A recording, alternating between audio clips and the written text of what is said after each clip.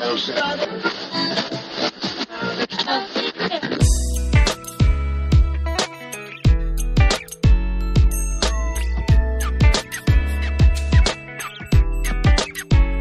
everybody. Welcome to the Pre-Accident Podcast. I am your host for today. And as always, it's going to be an exciting day for the podcast. It always is, kind of. It's a crazy year. Crazy. Just got back from a trip where I gave a bunch of big speeches to, not that my speech was big. It's pretty much the same crap always. No, to big rooms of people, so that's fun. And getting all excited for the class that we're going to have in Vegas that's coming up in March. And it's crowded and going to be fun on advanced learning. And, you know, the normal stuff, traveling back and forth.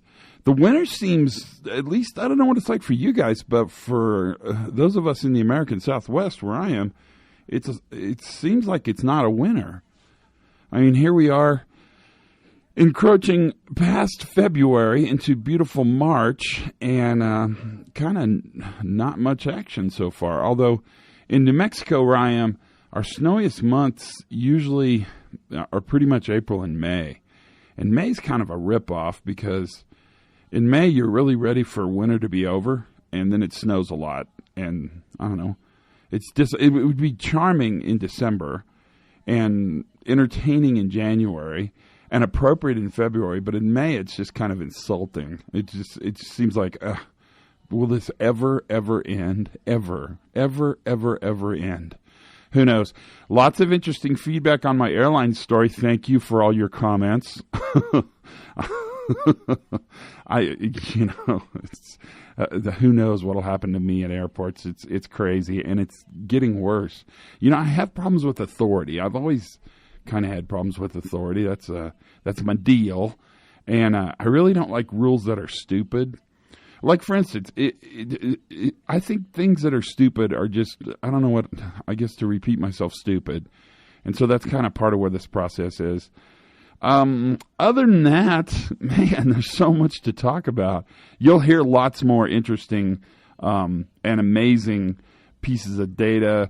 There's a really interesting opportunity that's coming up. Actually, by now, I bet we've already talked about it, but it looks like we're going to have an open day with Sydney Decker and myself, just to kind of hang out and have conversation. And we're inviting people to it. But I'll talk to you more about that as I have details. I don't have any details right now, so I don't know what's going on. It's crazy. It's like coordinating the largest prom for the most people with no control over anything. That's how pretty much this story of my life is all the time anyway. So what else? Today's podcast. Well, so I'm really fixated on a bunch of stuff. I'm fixated on the difference between the word prediction and prevention. I'm really interested in pre-job training, pre-job meetings, pre-job assessments, JTAs, whatever you guys call them. I'm interested in how they don't really serve as a prevention tool, but they are a prediction tool. But what they really are is sort of increased capacity. And so I had a chance the other day to sit down with Marc Yeston, who I think is an expert. I don't think this, I actually know this, is an expert in the notion of pre-job briefs and how to use them really in a very predictive way to manage systems and defenses to actually create work that happens safely in a varying environment with lots and lots of risk. That sounded fancy. I should type that, actually. Anyway, Marc, we sat down. We were hanging out, and we sat down, and I asked him a question. And the question I asked him actually was, how should leaders think about a pre-job brief? Not how do workers think about a pre-job brief. I think we've talked about that a bunch. But how should leaders think about them? What do they need to be thinking in order to make this happen? And that's kind of what the podcast is going to cover. It's really interesting. It starts a little. Marc was in the process of telling me a story, and I had the recorder there, so I turned the recorder on, and he's going to talk about a story that I actually found really, really interesting. So sit back and relax. I think you'll find this podcast to be very, very interesting. I certainly did. This is Marc Yeston and really leadership's role with PreJob briefing. So here we go. This is the podcast. Ended up needing to get extricated from a ditch. So really, really good worker. Like, this is the guy that you send out when you really need to get something done. And the only bad thing about it is part of his job is driving to the job. And he has 3 or 4 accidents in the past year. Do you think he considers... So I always wonder this. Does he consider the part where you drive to the job the job? I think after the first wreck... Well, no, I think management considers it. Right.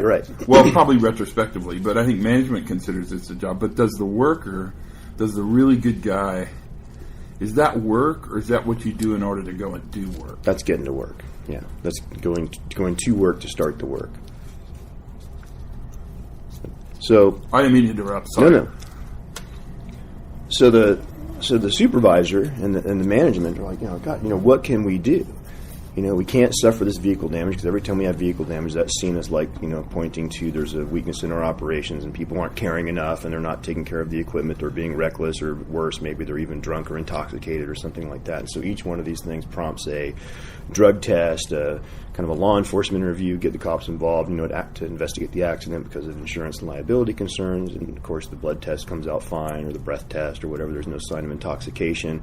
And we're just sort of left with, well, maybe this person's just a bad driver, a really good employee, but a bad driver. And he manages to go for about 6 months without having an incident. And then on this one particular day, a rare day for him, when he's actually has a passenger, and he's driving, carefully and slowly on kind of a, back out on the oiled patch, unpaved road, and all of a sudden the passenger gets the sense that something's going wrong with the car, and he looks over, and the driver is unconscious and having a seizure. They go off the road, they stop, no injuries, a little bit of damage to the vehicle.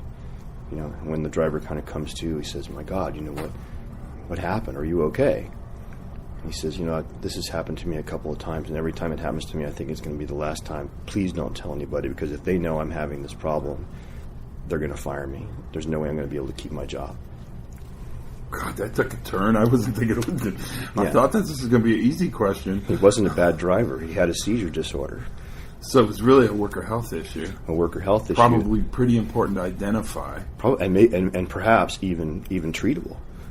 He'd had some adjustments and medications for other problems, and other medical history and stuff like that. But this could have been a manageable problem. But the worker did not feel that they could come forward. The worker, in the aftermath of it, once was observed having a seizure, it was obvious that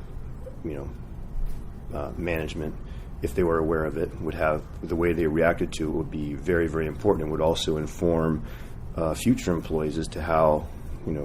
Honest they were going to be. Because what management would say is you're on driving restrictions, which for this guy means he couldn't do his work. Right. Which he was super good at, and the organization relied on him doing it. And his work is high value, high skilled enough, and requires licensing and certification and currency and stuff like that, that really, getting to the job was kind of incidental. And the workaround, until they, I think in this instance, they did a nice job. And of course, they couldn't let him drive.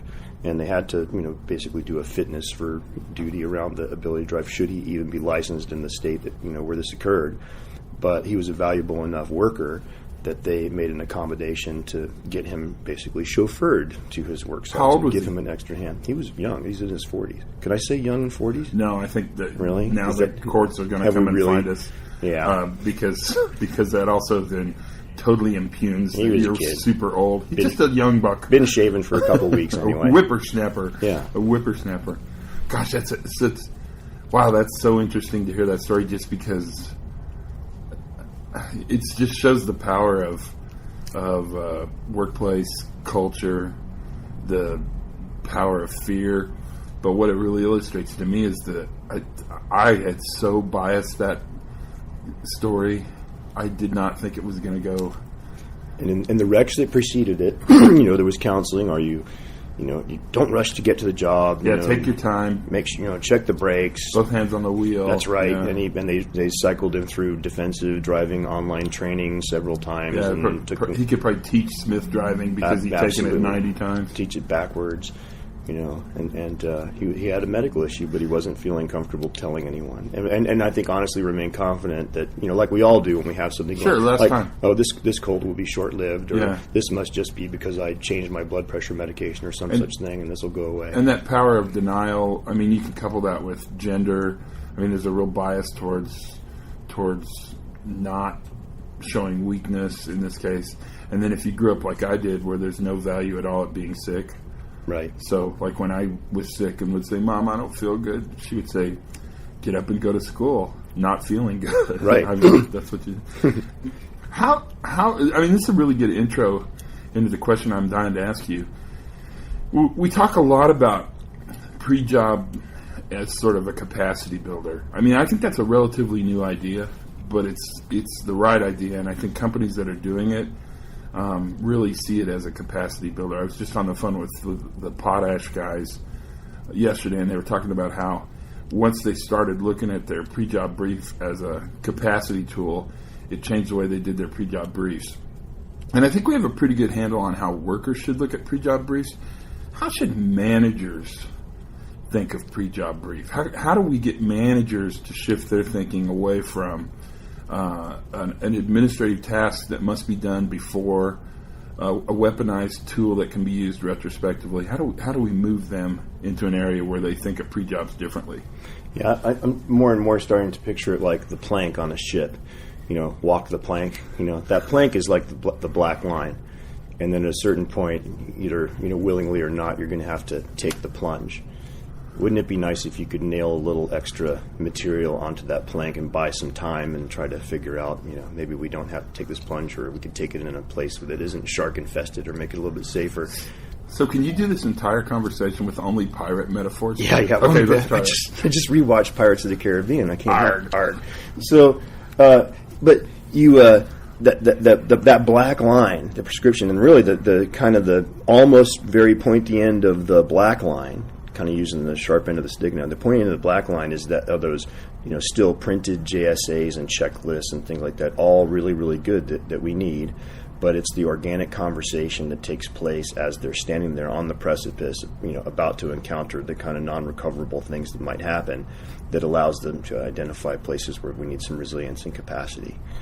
Because those situations are always just slightly different than imagined. Even on the freshest, JHA that a committee worked on and everybody's discussed and come to consensus on, taking it out into the field gets you only so far. So what's the conversation you have with leaders on that? Because I think workers, that's a really good way to think of PreJob for the worker. But how do leaders understand that differently? Because I think we have to get leaders to see it as a different type of tool for it to fully become a different type of tool, for it to not have the retrospective power that it has to be weaponized. Well, one thing is documentation of it. And so if you compel people to, do that last moment conversation and then go back and then document it on whatever, physical job planning tool they have, then you basically put it back in that weaponized category. But don't I have to have documentation? You do have to have documentation. OSHA, MSHA for sure. The mining people would really, and that's where that JHA and the formalized conversation and the PPE checks and the lockout tag and all that stuff is going to get us there. But if we look at that, if we capture the results of the conversation that we have right before we dive into the work, and the documentation of that takes place as a post-job learning, how did it go kind of thing, then it's not something that's been written before the job took place, and it's not something that anyone can go back to. So we're going to document, like, I'm going to put a net here, I'm going to lock this out, I'm going to come back when the weather conditions are better, whatever those things are. But when the work concludes, I think that's when you go back and document those crew conversations, independent of the documented forms and everything like that, to facilitate kind of additional learning. And you're going to figure out some more stuff out there anyway. I think encouraging some post-job documentation is great, and it's documented because then it retrospectively reflects reality as it was encountered and as they were successful or as they had to make adjustments. God, that's a really interesting idea. So you're saying the documentation part of the pre-job is actually the post-job activity. So instead of documenting what they're going to do, they actually document what they actually did. I mean, we have to document what we're going to do to a certain point. Right. Right? And that's just good practice. But, when we're up, in the work, and we're having those last conversations so we're up in the bucket, or we're up the ladder, or we're down the hole, or wherever, that's where that small crew is going to have that, hey, I didn't expect to see this here. What are we going to do about it? How are we going to make this safe? What's the difference between prevention and prediction? Because is the pre-job tool a prediction tool or a prevention tool? First of all, is there a difference? Let me tomato, yeah. Potato.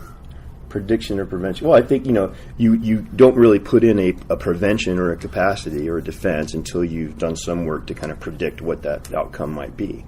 What are the things that can happen? What are we not seeing here? What can bite us? Good crew communication, even with that most junior person who has hopefully been culturally made aware within that work unit that their insight is valuable and that they're going to be listened to and their concerns are going to be addressed. So prediction is a precursor to prevention? I'd say, I think one of our greatest capacities is the ability to run simulations, to look at the setting and look at the goal and objective and kind of run a mental simulation. Because we could, if somebody calls us up all of a sudden, how long do you think that's going to take?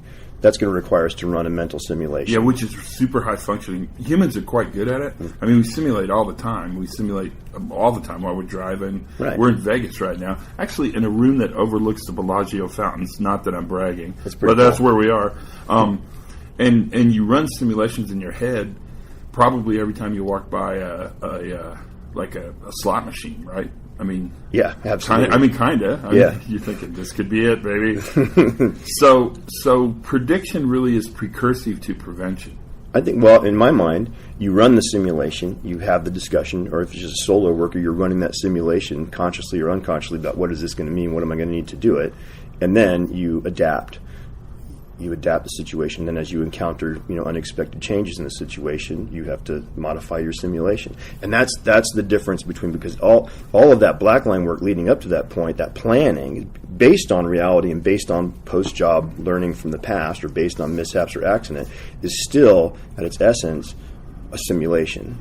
A human simulation that can never be 100% specific. And when you modify the simulation, you're really changing performance modes, right? I mean, so absolutely, that's a good indicator of a performance mode jump. So how does the leader interface with this? Because I'm not saying you're dodging the question, but I'm not getting an answer. How should leaders think about the pre-job? Well, I think that leaders often think of the pre-job as that institutionalized tool that, boy, they better not go out there without having this thing checked off. And there's a lot of good stuff on there, PPE and, compliance and procedures and the capacities that we know we need to throw into a job based on past experiences. But I think the best thing a leader can do is let people understand that, that's the best laid plan. And the best laid plan seldom, even though it gets us really, really close to the reality that's going to be encountered, is seldom complete. And it's those gaps that the management wants to know about. That once you go out there and use this tool, which is the best we can give you, and find that you have to, hang some decoration on it or make some changes or there are pieces to it that don't work, that there needs to be a feedback so that it's a living thing and not just a. So is it valuable for a leader to go out and look at a pre-job? Oh, yeah. Yeah, absolutely. What do you want them to look for? Well, I think mere presence is a huge issue. It's hard to find a worker who, tells you Bob did it 20 years ago, but it ain't nothing like it was 20 years ago. And if Bob's not out there looking at the job, and I don't mean Bob Edwards, another Bob, a different Bob. Yeah. Let's call him Bob. Yes.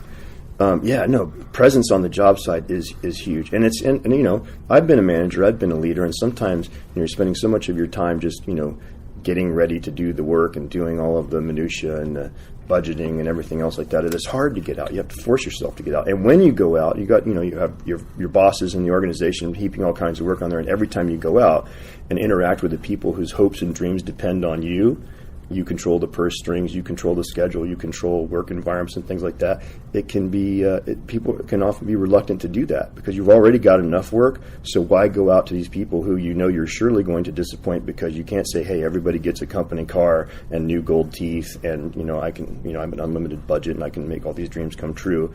And so some of us are reluctant to go out there because we know we're going to come back with extra work.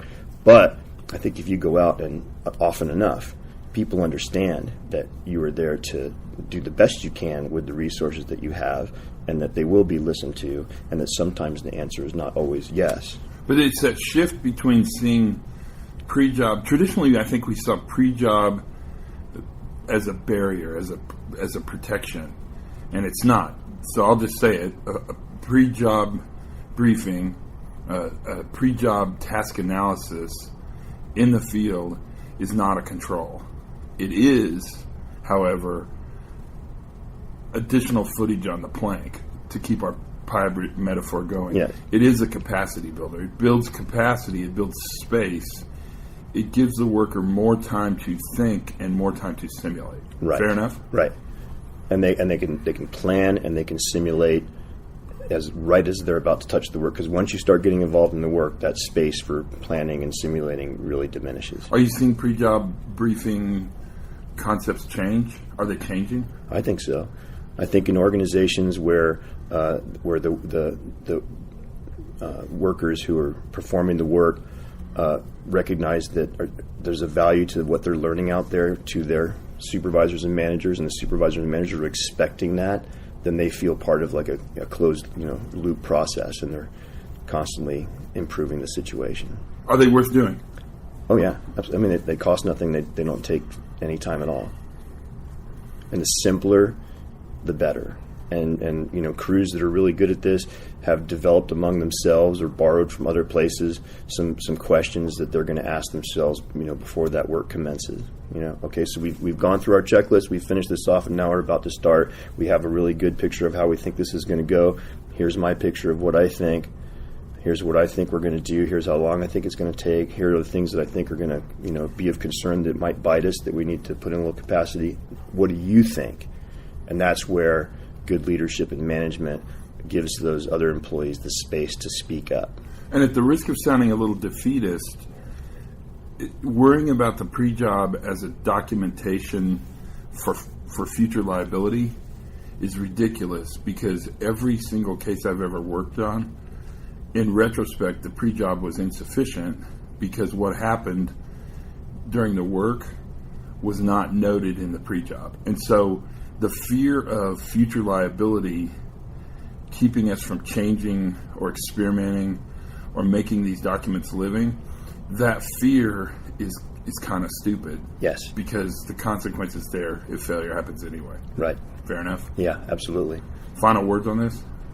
No, I think a lot of people are having these really good conversations, and I think it's helping to allow them to feel that management cares, that their supervisors care, that their feedback. I mean, they're the probes. They're going out into the invisible part of the job and coming back with intelligence that only they have because they laid their hands on it. And when that's appreciated, it sets up a culture where people feel able to safely share information, even if it's going to challenge the status quo or require some sort of intervention or expense even. And it maybe sets them up to feel safer to just be honest about things that are happening, so that we don't have folks that are crashing cars 3, 4, 5, 6 times before they finally can come forward and say, I've got a medical issue. It's not just that I'm a bad driver. Can you help me out with that? Yeah. And when the company is in a position to help out with that sends a huge message to the rest of the workers. Yeah, for sure. Yeah. Thanks, man. Thank you.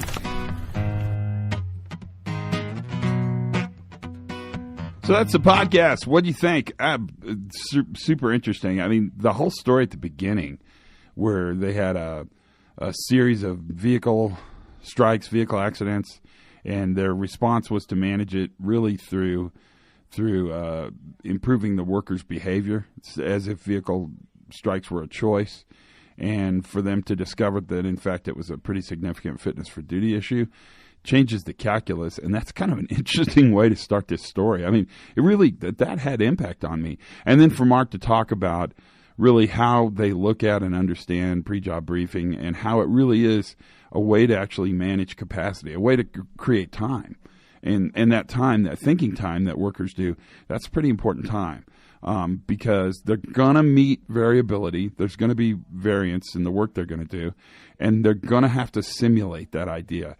And the fact that adults, really people, I think kids do this even better, but the fact that human beings have the ability to run simulations in real time and then determine sort of responses based on those simulations, that's not necessarily new news for us. We've known that a long time.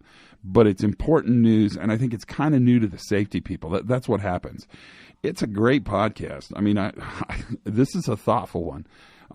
You might listen to it a couple times. As always, thanks for listening. Tell your friends, and if you get a chance, write a review, but only write good ones. Don't write crappy ones. I got plenty of those. And keep listening, and let's see if we can grow this even larger. I'm super excited with where everything is on this podcast, and I owe a lot of that to you. Until then, learn something new I hope you get what you want. I hope everybody gets what they want, and learn something new every single day.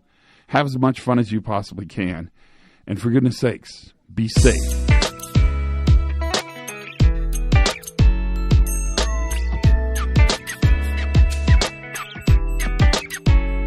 And this podcast is brought to you by one of my very, very, very favorite works of published narrative, of written narrative. One of my favorite things to read in the whole world, the American Constitution. I can't support the American Constitution enough, and I ask you to make it your favorite document as well. If you're interested, go to aclu.com.